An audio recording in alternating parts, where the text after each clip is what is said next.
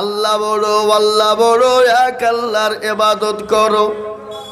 3 ফরজে গোসল করো, 4 ফরজে ওযু করো, 5 ওয়াক্ত নামাজ পড়ো, 6 আসলে ওসুল শোনো, 7 দুজগ ভয়ঙ্কর, 7 8 জান্নাত সোনার ঘর।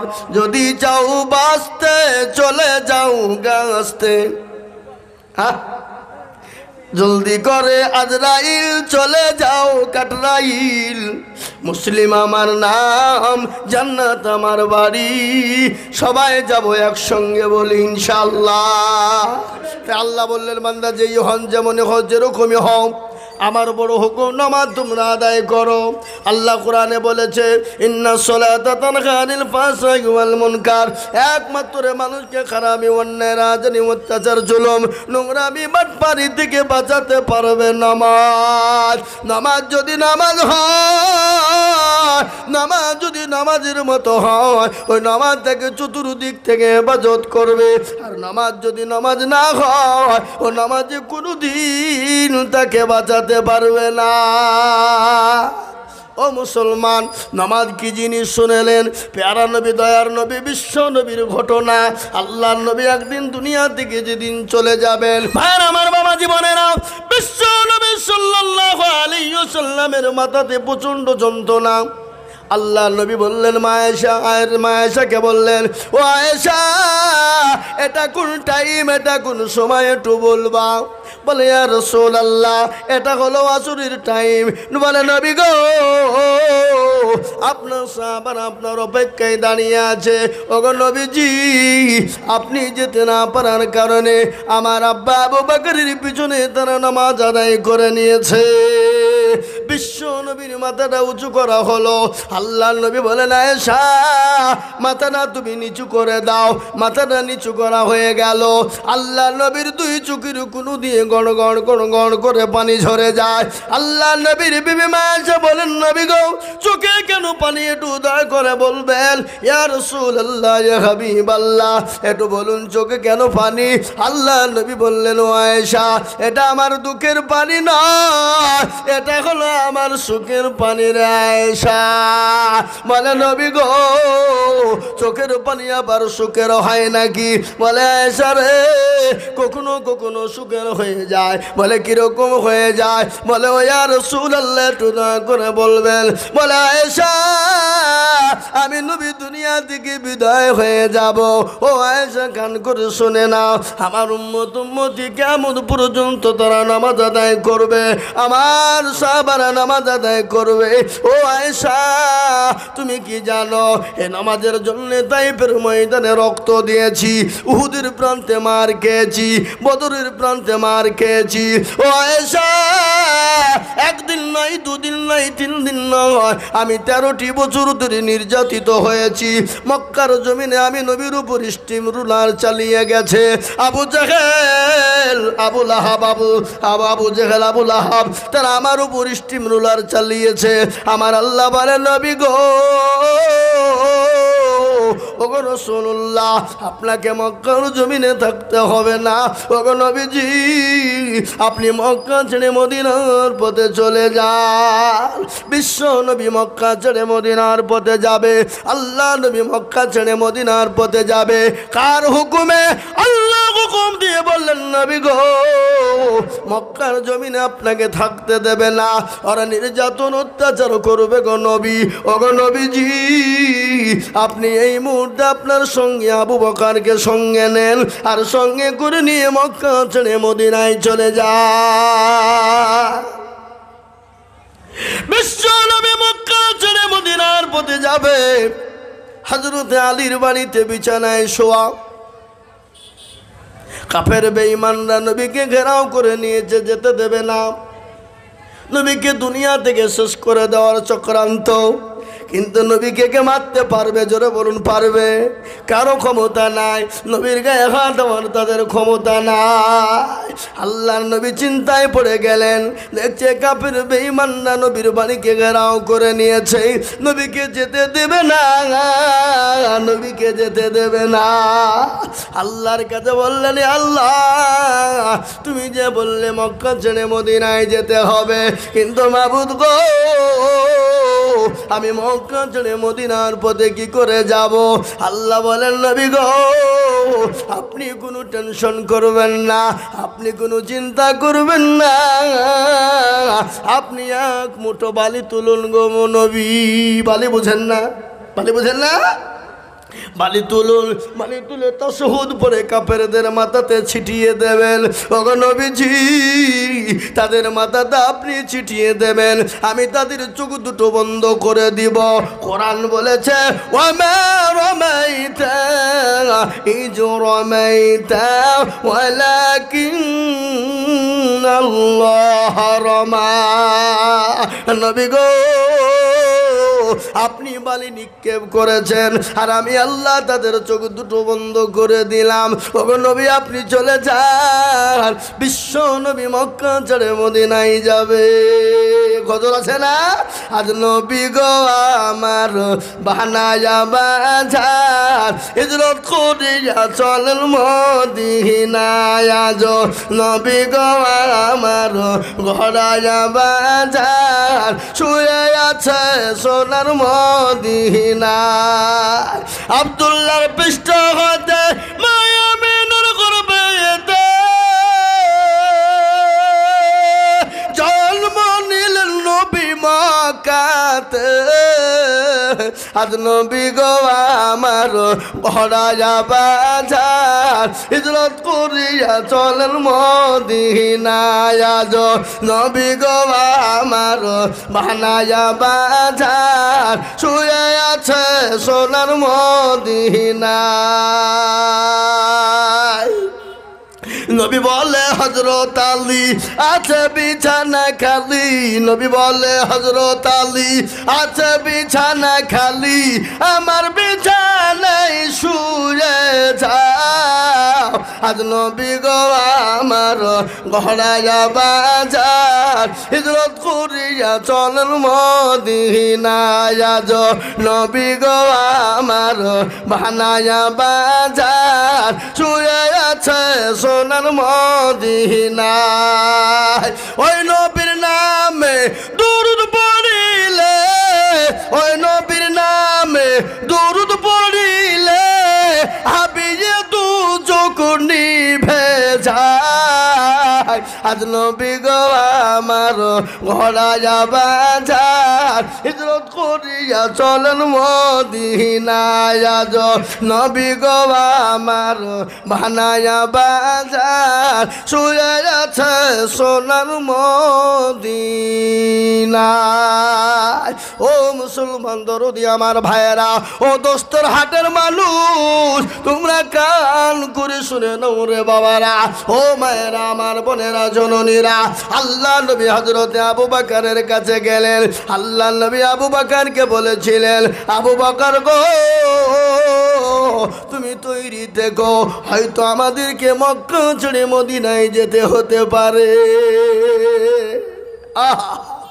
এ বাবা, বিশ্বনবী দয়ার হাবিব হযরতে আবু বকরের কাছে গেলেন, ডাক দিলেন আস্তে, আবু বকর। হযরতে আবু বকর বলেন লব্বাইকা সাদাইকা রাসূলুল্লাহ। আল্লাহ নবী বলেন আবু বকর তুমি কি ঘুমাও নাই?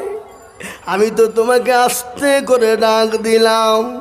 হযরতে আবু বকর সিদ্দিক ডাক দিয়ে বলেন নবী গো আপনার পায়ের তলে আমার জীবনটা কুরবানি হয়ে যাক গো হাবিব। ওগো নবীজি আমি আপনাকে আমার নিজের জীবনের থেকেও বেশি ভালোবাসি। ওগো নবী আপনি যেদিন থেকে বলেছেন মক্কা ছেড়ে মদিনার পথে যেতে হবে, খোদার কসম আমি আবু বকর একটা মিনিটের জন্যও বিছানায় ঘুমাই না। সুবহানাল্লাহ বলবেন না? একটা সেকেন্ডের জন্য বিছানায় ঘুমাই না।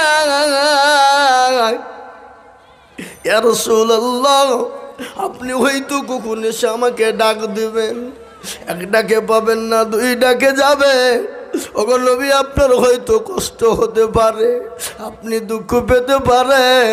ওগো নবীজি আমি একটা মিনিটের জন্য বিছানায় ঘুমাই না। আল্লাহ নবী বললেন আবু বকর রে তুমি আমাকে এতটাই ভালোবাসো? বলে ইয়া রাসূলুল্লাহ আমি আপনার জন্য আমার জীবনটা পর্যন্ত দিতে রাজি গো নবী। ইয়া রাসূলুল্লাহ আর একটু ঘটনা আপনাকে বলি। রাত্রি যখন গভীর হয়ে যায়, সবাই ঘুমিয়ে যায়, পশু পাখি সব ঘুমিয়ে পড়ে। ওগো নবীজি আমি আপনার কথা ভাবতে ভাবতে আমার রাত কেটে যায়। আমি রাতের মধ্যে একটা মিনিটও আমি ঘুমাইতে পারি না। আমি আবু বকর কোথায়, আমার নবীজি কোথায় থাকবে? আর আমার নবীর উপর হয়তো কাফেররা আক্রমণ করবে। না গো নবী আমি আপনাকে এতটাই মহব্বত করি, আপনার কথা ভাবতে ভাবতে আমার জীবনটা রাত্রি কেটে গোটা রাত কেটে যায়। বিশ্ব নবী বলেন আবু বকর আর মোটেও বিলম্ব করার দরকার নেই, চলো মক্কা ছেড়ে মদিনার পথে যাই। আল্লাহর নবী আবু বকরকে সঙ্গে করে নিয়ে যায়। যেতে যেতে যেতে যেতে রাস্তার মাঝে হয়ে গেল। রাস্তার গাছপালা তরুলতা পশু পাখি জঙ্গলের যত পশু পাখি আছে জমিন পর্যন্ত হাউমাউ করে নবীর জন্য কাঁদতে লাগলো। বলে ওগো রাসূল আমাদেরকে আপনি ইতিম করে দিয়ে চলে যাবেন? আল্লাহ নবী বলেন ও গাছপালা তরুলতা পশু পাখি শোনো, আমার মন চায় আমি আমার জমিন মক্কার জমিনে আমি থাকি, আমি আমার জন্মভূমিতে আমি থাকতে চাই। কিন্তু ও গাছপালা তরুলতা পশু পাখি তোমরা শোনো, তোমরা সাক্ষী থাকো ওই কাফের বেঈমান আবু জেহেল আবু লাহাব উতবা সাইবা তারা আমার ওপর এত নির্যাতন করেছে। আমার মন চায় আমি কাবা শরীফের খিদমত করব, আমি নামাজ পড়ব, কিন্তু কাফের বেঈমান আমাকে থাকতে দিল না। বিশ্ব নবী বললেন আবু বকর গো চলো। আবু বকরকে সঙ্গে করে নিয়ে যায়। হযরতে আবু বকর কখনো ডানে কখনো বায়ে, কখনো সামনে কখনো পিছনে। আল্লাহর নবী বলেন আবু বকর রে ওরকম করে তুমি ছোটাছুটি করো কেন? বলে ইয়া রাসূলুল্লাহ আমি যখন পিছনের দিকে আসি মনে হয় কাফের বেঈমানরা আপনাকে পিছন থেকে আক্রমণ করবে, আমার যখন সামনে চলে যায় মনে হয় কাফের বেঈমানরা আপনাকে সামনে আক্রমণ করবে। ওগো নবীজি আমার মনে হয় আপনি যখন ডানে যায় মনে হয় আপনাকে ডান থেকে আক্রমণ করবে। ওগো নবীজি আমি যখন বামে যাই তখন মনে হয় কাফের বেঈমানরা বাম থেকে আক্রমণ করবে। কিন্তু নবী গো আমি কেন ছুটাছুটি করে জানেন? ওই তীরখানা যদি আপনাকে আক্রমণ করে ওই তীরটা আপনার গায়ে না লেগে আমি আবু বকরের গায়ে লেগে যায়। আল্লাহর নবী বললেন আরে আবু বকর জীবনের কোনো মায়া নাই, জীবনের কোনো মূল্য নাই, জীবনের কোনো দাম নাই। বলে নবী গো আমি আপনার জন্য জীবনটা দিতে প্রস্তুত। জোরে বলুন সুবহানাল্লাহ। ভাইরা আমার বাবা জীবন আল্লাহওয়ালা দিনওয়ালা ইমানওয়ালা হযরত সাদ রাদিয়াল্লাহু তাআলা আনহু নবীর কাছে চলে গেল। নবীজি বললেন সাদ তুমি তৈরি হও, বিবাহের জন্য তৈরি হও। হযরত সাদ বললেন ইয়া রাসূলুল্লাহ আমি যে বিবাহ করব আমার কাছে দিল মোহর দেওয়ার মতন কিছু না। আল্লাহর নবী বলেন সাদ রে আমার জামাই উসমানের গনির কাছে চলে যাও। হযরত উসমান গনির কাছে যখন চলে গেল হযরত উসমান গনি রাদিয়াল্লাহু তাআলা আনহু তার বিবাহের জন্য যা যা প্রয়োজনের জিনিস দিয়ে দিলেন। হযরত সাদ তিনি চলে গেলেন বাজার করার জন্য, বাজার করবে। ইতিমধ্যে খবর হয়ে গেল কে আছো মদিনার তরুণ যুবকেরা, ও মদিনার নওজওয়ানেরা, আজকে কি তোমাদের কাছে নবী থাকবে না? আজকে তোমাদের কাছে ইসলাম থাকবে না? আজকে তোমাদের কাছে নাকি দিন থাকবে না? আজকে দিনকে বাঁচাবে কারা? ইসলামকে বাঁচাবে কারা? সমস্ত সাহাবারা একে একে একে জমা হয়ে গেলেন। হযরত সাদ বিবাহের জন্য সামানপত্র কিনবে, ইতিমধ্যে কানে পৌঁছে গেল মদিনার বুকে আল্লাহ নবী ডাক দিয়েছে। আর তিনি দাঁড়াইতে পারলেন না, বিবাহর সমস্ত সামান কিনা বাদ দিয়ে দিলেন। তিনি তরবারি কিনলেন, ঢাল কিনে নিলেন। আর সাদ বললেন, আরে যে মজলিসে যে বিবাহতে আমার নবী থাকবে না, যে বিবাহতে আমি সাদের নবী রসুল থাকবে না, আর আমি নবীকে বাদ দিয়ে সাদ বিয়েও করব না, যে মজলিসে হাবিবুল্লাহকে পাবো না, রসুলকে পাবো না, আমি সাথে বিয়ে করতে পারবো না। হযরত সাদ তিনি বিবাহর বদলায় ঢাল তরবারি কিনে নিলেন, যাদের ময়দানে চলে যাবেন। কিন্তু তিনি বুঝতে পারলেন নবী তো চিনে ফেলবে, সাহাবারা চিনে ফেলবে। হযরত সাদ একখানা কালো কাপড় কিনে নিলেন, মুখকে সুন্দর করে পেঁচিয়ে নিলেন। যাদের ময়দানে জাগাত শুরু হয়ে গেল, কাফের বেঈমানরা মুসলমানদেরকে চারিদিক থেকে ঘেরাও করে নিয়েছে, মেরে দেবে, নবীকে মেরে দিবে, শেষ করে দিবে।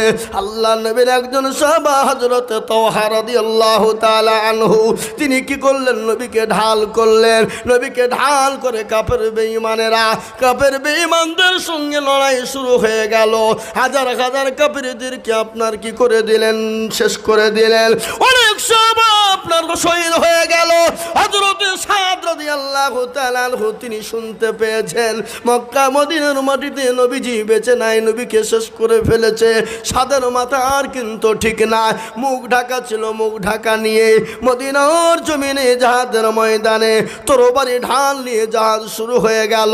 তরবারি নিয়ে শুরু হয়ে গেল, কাফের বেঈমানদেরকে জাহান্নামের টিকি ধরিয়ে দিয়ে হযরত সাদ তিনি আপনার শহীদ হয়ে যায়। আল্লাহ নবীর সামনে হযরত তালহা রাদিয়াল্লাহু তাআলা আনহু তিনি দাঁড়িয়ে গেলেন। কাফের বেঈমানরা হযরত তালহার উপর আক্রমণ শুরু করে দিল। একটা নয়, দুটো নয়, হযরত তালহা রাদিয়াল্লাহু তাআলা আনহুর গায়ে একটা নয় 80টা আপনার তরবারির আঘাত করা হয়েছিল, এমনকি 70টা তীর আঘাত করা হয়েছিল। ও মুসলমান, মুসলমান শুনেলেন, আল্লাহ নবীর সাহাবার এরকম ঘটনা দেখলেন। আল্লাহ নবী সাল্লাল্লাহু আলাইহি সাল্লামের সমস্ত সাহাবারা কাফেরদেরকে শহীদ জাহান্নামে পাঠিয়ে দিলেন। অনেক সাহাবারা পর্যন্ত শহীদ হয়ে গেল। যাদের ময়দানে মুসলমানদের দামামা বেজে গেল।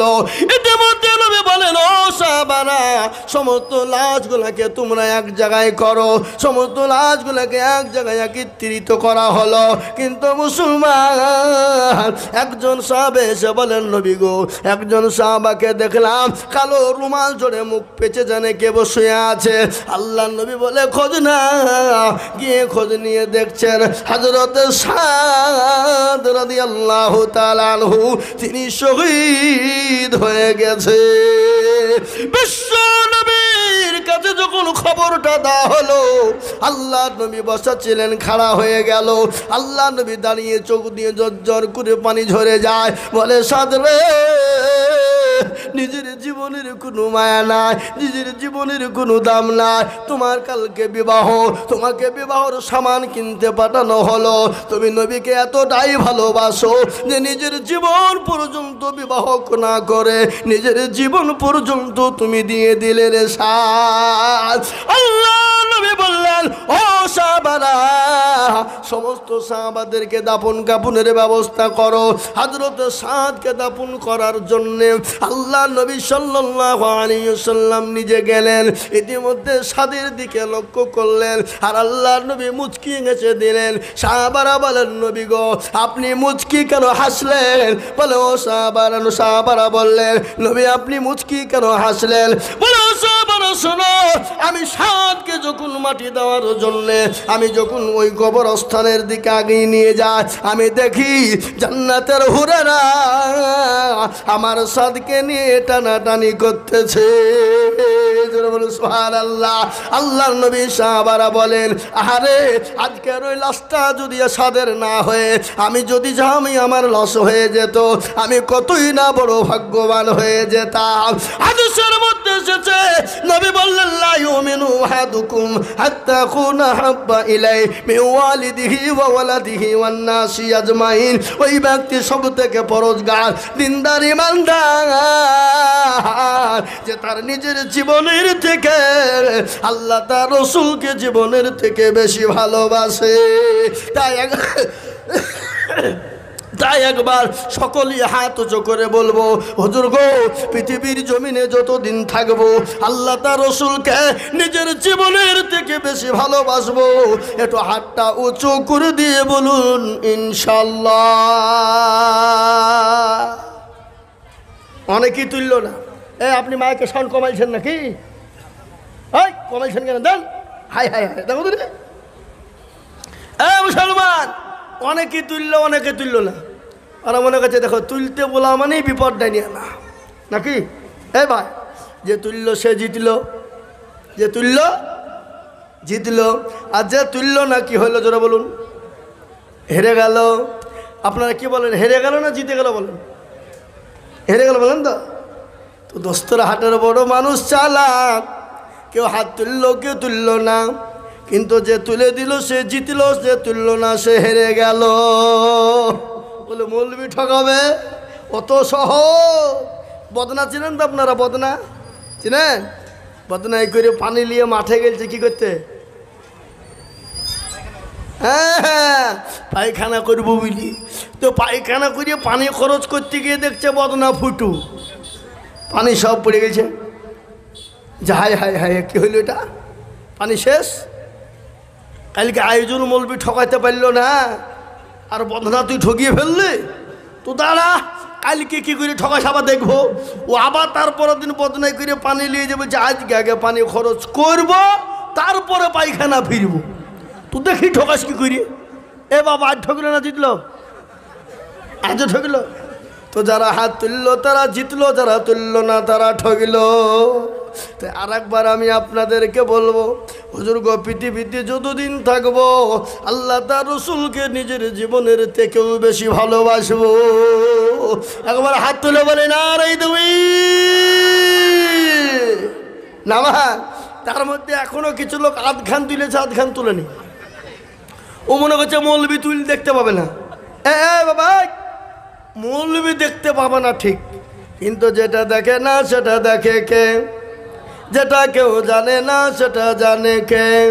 যেটা কেউ বুঝে না সেটা বুঝে কে? সবাই বলে আমি ভালো, আমি জানি কি, আমার মনের গোপন খবর জানে আল্লাহজি। আলোতে আধারে নির্জনেতে কথা কি করেছো তুমি সব জানে সে। তাহারি চোখেতে কেউ যাবে না পাখি, আমি জানি কি।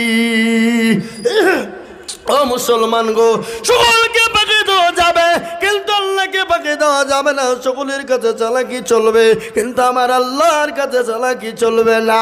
কেউ দেখতে পাবে না, আল্লাহ দেখতে পায়। কিন্তু যারা হাতটা তুললেন তারা জিতে গেলেন, তুললেন না তারা ঠকে গেলেন। কোরআন তার প্রমাণে দেখেন। কোরআন আল্লাহ বললেন, আলিয়াউমা নাখতিমু আলা আফওয়াহিহিম ওয়া তুকাল্লিমুনা আইদিহিম ওয়া তাশহাদু আরজুলুহুম বিমা কানু ইয়াকসিমুন। কিয়ামতের দিন জবানে তালা মেরে দেবে, হাতকে বলবে, হাত রে তোকে কোন কাজে ব্যয় করেছিল বল। হাত বলবে, মাবুদ গো, দস্তরঘাটে জালসায় আজিজুল হক বলেছিল, কারা আল্লাহর প্রেমিক, নবীর প্রেমিক, দিনের প্রেমিক, ইসলামের প্রেমিক বলো। হাতটা তোলো যারা, এই হাতের বদলায় আল্লাহ জাহান্নামটাকে হারাম করে দিবে, জান্নাতকে ওয়াজিব করে দেবে। ও মুসলমান, আজকে গোরস্থানের উন্নতি কল্পে জালসা, আজকে পেছনেই গোরস্থান রয়েছে বাপ। এই গোরস্থানে অনেকের মা শুয়ে আছে, অনেকের জনম দুঃখেনি মা, অনেকের বাপ শুয়ে আছে, অনেকের কলেজের সন্তান শুয়ে আছে, অনেকের ভাই শুয়ে আছে, অনেকের মেয়ে শুয়ে আছে, অনেকের বোন শুয়ে আছে। আছে রে নাই? এই কথা বলেন। আর ওই কবরে প্রতিদিন ডাকছে, ডাকে না? কি গো? প্রতিদিন প্রতিদিন কবর ডাকে, বলে আমি কিড়ামাকড়ের ঘর, আমি পোকামাকড়ের ঘর, আমি কাউকে চিনি না, আমি চিনি আল্লাযীনা আমানু ওয়া আমিলুস সলিহাত। ভালো আমল করবা যারা, আমি কবর তাদের সঙ্গে ভালো ব্যবহার করব। আমি কাউকে চিনি না, আমি খালি আমল আর আমল চিনি। আর ওই কবরে প্রতিদিন ডাকে ডাকে না গো, এই কথা বলেন। কারো ভরসা আছো রে মন, কিসের এত মায়া, এত সাদের বাড়ি তোমার ভেঙে যাবে বাসা। ও তোর গনা যৌবন ফুরায়া যাবে, যৌবনে লাগবে ভাটি, ওই যে ডাকিতেছে তোমায় কবরের মাটি, ওই যে ডাকিতেছে তোমায় কবরের মাটি। সন্ধ্যার আগে যেদিন ডুবিবে বেলা, সন্ধ্যার আগে যেদিন ডুবিবে বেলা, এক পলকে ভেঙ্গে যাবে তোমায় রঙ্গেরি মেলা। ও কারে তুমি ধমক দিবা, কার মাথায় ভাঙবা লাঠি, ওই যে ডাকিতেছে তোমায় কবরের মাটি। খবর পেয়ে আসবে আতি ও সহজ, খবর পেয়ে আসবে আতি ও সহজ, তোমার চারি পাশ বৈশা তারা করিবে কান্দন। ও তোমায় সাজায়া দিবে মনের মতো, সাজায়া দিবে মনের মতো, কি সুন্দর পরিপাটি, ওই যে ডাকিতেছে তোমায় কবরের মাটি। ও মুসলমান দরদি, প্রতিদিন কবর ডাকে বাপ, কবর বলে আমি কিড়ামাকড়ের ঘর। ওই কবরে অনেকের মা জন দুঃখিনী সে আছে, মা বলে হারে এমন কোনো দরদের বেটা নাই, এমন কোনো দরদের বিটি নাই, একটু কবরে রাজা নামা হয়ে যাবে। আর কবর এত বড় কঠিন, আমার নবী বলে গেলেন আমার উম্মতি একবার যদি জানতো মানুষ মরে গেলে জীবনেও কোনোদিন কবরে রাখতো না। কবর এত কঠিন, ওই কবরে যত পাখির নাই তাকিয়ে তাকিয়ে দেখছে, তাই কবরের উন্নতি কল্পে জালসা। আল্লাহর নবী বলেন আউয়ালু মানাজিল মানজিলুল কবর, কবর হলো আসল ঘর। তাই আমি আপনাদেরকে বলবো এই কবরস্থানকে তৈরি করার জন্যে, এই কবরস্থানকে তৈরি করার জন্যে আমি আপনাদের কাছে একটু হাত পেতে দেব। আমি আজিজুল হক সারা পশ্চিম বাংলা নয়, আসাম, ত্রিপুরা, মেঘালয়, মণিপুর, উড়িষ্যা, বিহার, ঝাড়খণ্ড, পশ্চিম বাংলা, বাংলাদেশ পর্যন্ত আমি মানুষের কাছে হাত পেতে চাই। লক্ষ লক্ষ লক্ষ টাকা করে আজ আমি আপনাদের কাছে লক্ষ লক্ষ টাকা চাইব না। ও দস্তের ঘাটের মানুষ, আমি জানি আপনাদের দিল বড় বড় অন্তর বড়, কিন্তু আজকে গোরস্থানের জন্য আমি এই মজলিসের ভিতরে সর্বপ্রথম 5 জন দরদিকে বলবো মাত্র 10টা করে 1000 টাকার দাতা আমি একবার তকবীর দেব। আর তকবীর দেওয়ার সঙ্গে সঙ্গে হাতটা উঁচু করে দিয়ে বলে হুজুর গো, আমার কাছে জান আছে মাল নাই, আমি পরে অল্প অল্প করে দিয়ে শোধ করে দেব, আস্তে আস্তে শোধ করে দেব। আমি মাত্র 10,000 করে 5 জন দরুদিকে দেখতে চাই। আমি একবার তাকবীর দেব, আর তাকবীর দেওয়ার সঙ্গে সঙ্গে 10,000 টাকার দাতা বলে হুজুর আমার মা চলে গেছে, জনম দুঃখিনী মায়া কবরে শুয়ে আছে।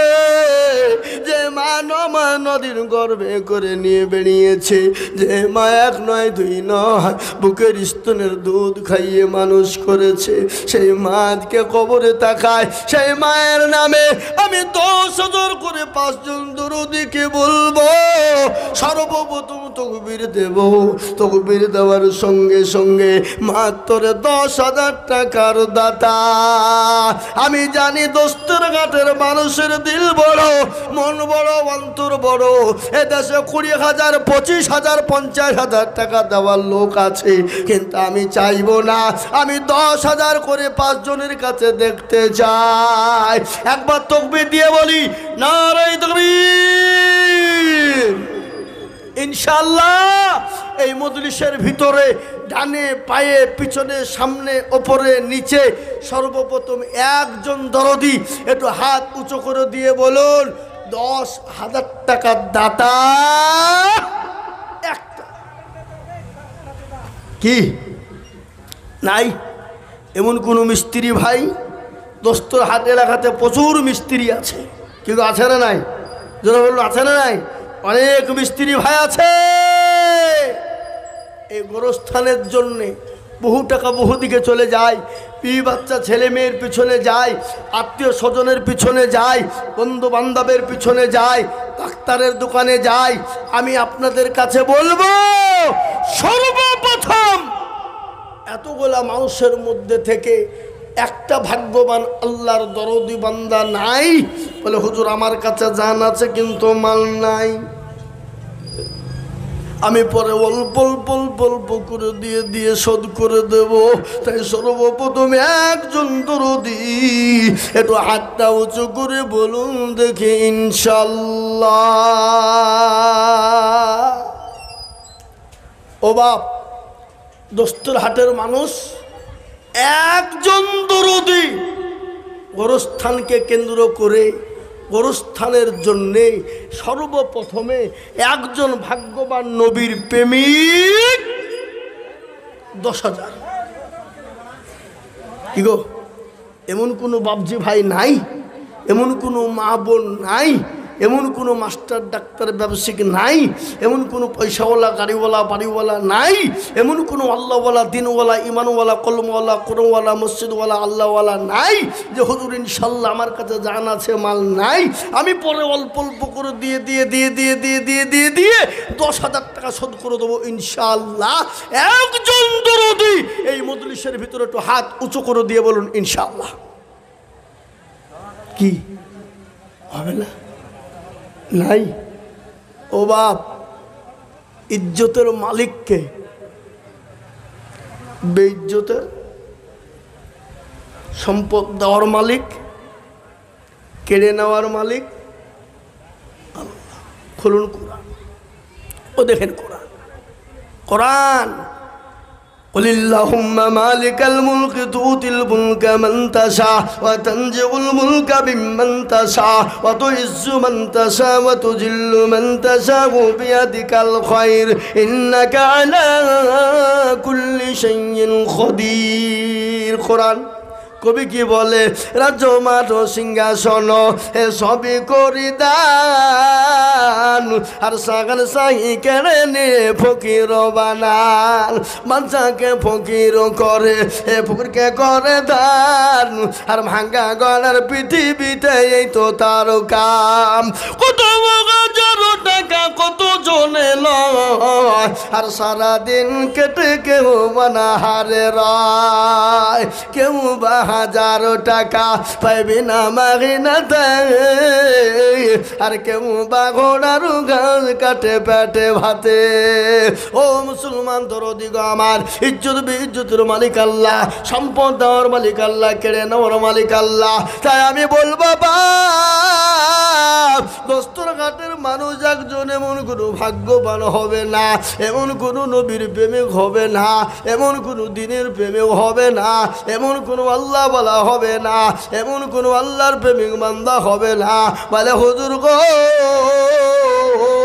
আমার মা বাপ কবরে শুয়ে আছে এই গোরস্থানকে বানানোর জন্যে আমি 10,000 টাকা দেব এমন কোন আল্লাহর একজন বান্দা উঠে আসুন আল্লাহ কবুল করল্লাহু আমিন কই কে লিখছে খাতা কই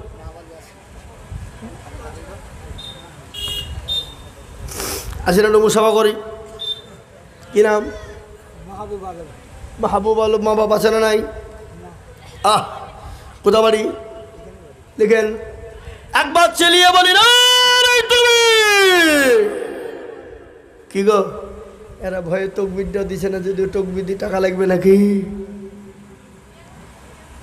আল্লাহ রবিয়ারা বান্দা মাহবুব আলম ছিল এ সর্বপ্রথম তোমার বান্দা 10,000 দিল আহারে যোগ্য মা বাপের যোগ্য ছেলে এখানে হাজির আর 10,000 দিল দেখো গোরস্থানের খাতির আরো দুমা করি আমি তার মা বাপের জন্য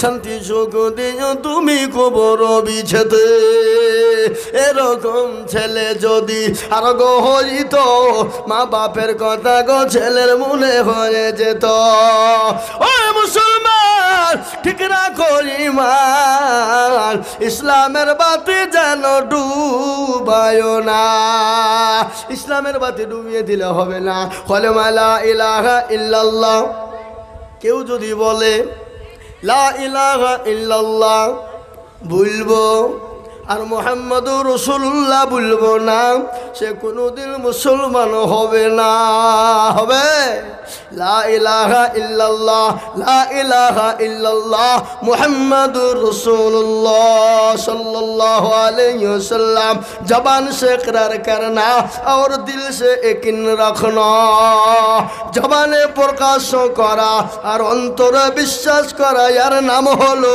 ईमानदार ताई এই দেখে লা ইলাহা ইল্লাল্লাহ এই ছোট লাই এক ধরেন তো কত শত টাকা লি মেম্বার কাল লেগে পালাইলো নাকি ও মাল বুঝতে পেরেছে যে না পালাইলে ধরবে আমাকে এই মেম্বার পালাইও না তোমার 10,000 লাগবে কায়দা করো না 10,000 দিতেই হবে তোমাকে নাকি তো কেউ যদি বলে লা ইলাহা ইল্লাল্লাহ বলবো মুহাম্মদুর রাসূলুল্লাহ বলবো না তো মুসলমান হবে তো 10,000 টাকা লা ইলাহা ইল্লাল্লাহ হয়ে গেল মুহাম্মদুর রাসূলুল্লাহ জোড়া বানানোর জন্য একজন দরদি 10,000 কে আছে ভাগ্যবান হবেন যিনি কলেমার জোড়া বানাবেন তিনি ইনশাআল্লাহ আরে একজন দরদি 10,000 টাকা হবে না বাপ হবে না সোনা ও দস্তরহাটের মানুষ আল্লাহ কত দয়াবান আল্লাহ দেবে বাবা আল্লাহ রাস্তায় দিলে কোনোদিন ফুরিয়ে যাবে না আল্লাহ রাস্তায় যত দিব আমার আল্লাহ তত বাড়িয়ে দেবে তাই নাম্বার 2 জালসা কমিটি জালসা সেক্রেটারি সভাপতি গোরস্থান কমিটি গোরস্থান সেক্রেটারি সভাপতি সকলকে মিলে বলবো 10,000 করে টাকা আমি 5 জন কাছে দেখতে চাই আর দস্তরহাটের মাটিতে যদি 5টা লোক 10,000 টাকা করে না হয় এ দুঃখ বেদনা কষ্ট কাকে বলবো বাপ কাকে বলবো এই ভিতর থেকে না এদিকে আছে এদিকে মা বোনদের কাছ থেকে 2620 টাকা। এই মা বোনেরা, তোমরা তো 1000 দিতে পারবে না, এক মাসের টাকা তোমরা দাও নাকি? এখন তো তোমাদের খরচ নাই, দুটোই ঈদ ছিল ফুটিয়ে গেছে, এখন তোমাদের জমা বা আবার আগামী ঈদের লেগে। সুতরাং তার মধ্যে 1000 টাকা করে তোমরা দিবা, ইনশাল্লাহ দিবে, এখানকার মা বোনেরা দিবে যে, তাই বলুন।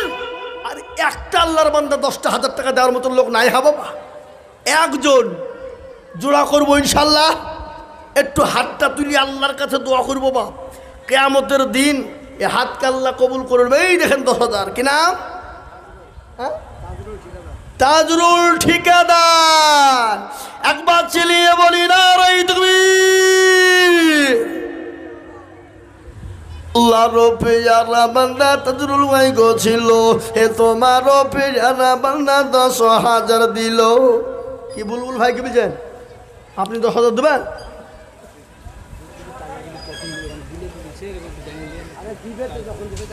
এই খেপা লোক কোথাকার। আল্লাহ আল্লাহ আল্লাহ আল্লাহ, দেখো না লোকের বহান, আমি তো নামিনি এখনো, তো ভাবছেন কেন আপনি নাকি? তো আমি বুঝলবো তো ঠিক।